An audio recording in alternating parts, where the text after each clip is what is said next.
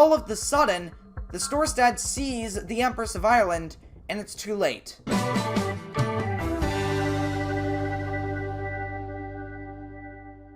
Hey guys, welcome back to another video, and in today's video we are back with recreating the disasters.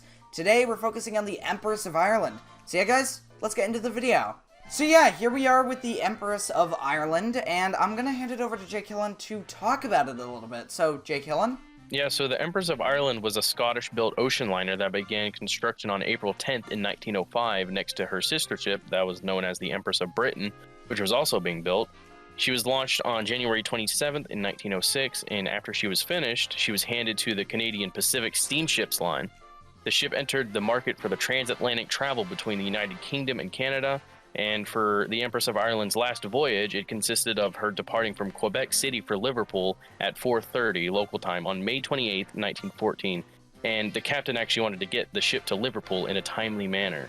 So yeah, that brings us up to where we are now, and we're just waiting for the time to leave. Right now it's a little too early, but we're actually sitting in New York Harbor. Now in reality, the ship was sitting in Quebec City, but since the game doesn't have that, we're using New York City as a sort of replacement. So yeah. So at this point, the ship was actually loaded with around 1,477 passengers and crew, which was only 2/3 full, so the ship was not really that packed.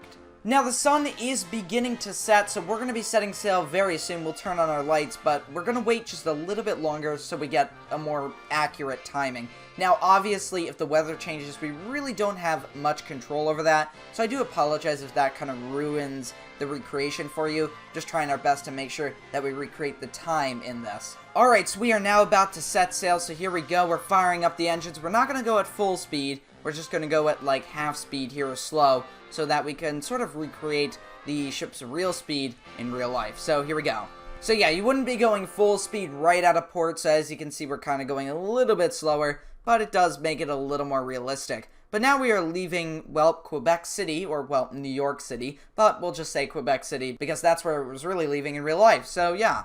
Now, as the Empress of Ireland is making its way through the St. Lawrence River out towards the Atlantic Ocean, it needs to make a slight course adjustment.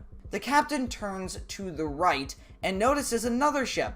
That is the Storstad. The Storstad sees the Empress of Ireland and realizes that they're going to go starboard to starboard. That means they're going to pass each other on the starboard side. However, what happens is once the captain is making this turn, he turns a little too much and is now aiming towards the Storstad itself. Now, at this moment, a fog bank basically rolls in and blocks their view of each other. Now, this is important because the Storstad can no longer see the Empress and thinks that the Empress is going to crash into them or go to their port side. Now, in reality, the Empress has turned and is now moving to their starboard side again, which was the way that they were going to go all along. However, since the Storstad can't see this, they begin to turn so they can avoid either a collision or to go port to port. All of the sudden, the Storstad sees the Empress of Ireland, and it's too late. And boom! Right into the side of the Empress of Ireland, and it tears a huge gash in the hull, enough to allow gallons and gallons, thousands of gallons of water to flood into the side of the ship, and it is a fatal wound. At this point, the captain orders full ahead, but it's not going to work because the boiler rooms and the engine room are flooding. So the ship just stays here and begins taking on massive amounts of water. So much water, in fact, that the ship immediately starts to list over to the starboard side, and it makes it almost impossible for people inside the ship to escape. You also have to remember it's the middle of the night. People are in their cabins sleeping, and they're awoken by this crash, and they only have minutes to escape before water inundates where they are. At this moment, water's already up to the superstructure, and now the water is beginning to flood in through doorways, and not only just the damage. Most of the exits are actually on the superstructure level, so once those flood, there is no escape, at least an easy way out. At this point, the deck is so slanted, people are sliding down it, trying to crawl over to the hull. It is really bad. At this point, the bridge is beginning to flood, the funnels have just collapsed. The ship took roughly 14.5 minutes to sink, so not a lot of time at all to do much of anything. This is a really desperate situation right now, and it is incredibly sad what these people went through in this short amount of time. Even for people outside the ship, the waters are really cold, almost freezing, and it's going to make it very difficult to survive.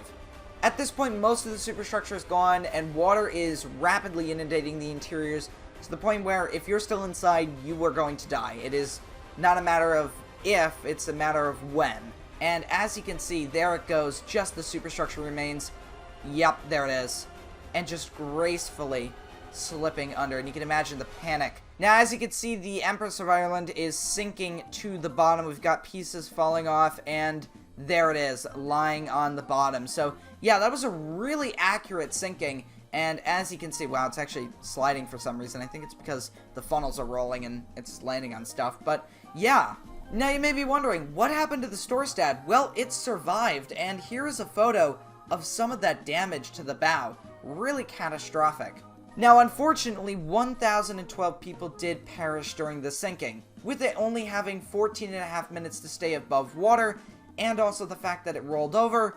It really wasn't going well for anybody that was still inside, or even on deck for that matter. Well, there it is. We have recreated the disaster of the Empress of Ireland. It was a relatively quick one, mainly because of how quick the sinking actually unfolded. So yeah, if you guys have enjoyed this video, make sure to leave a like and a comment, and I'll see you next time, guys. Goodbye.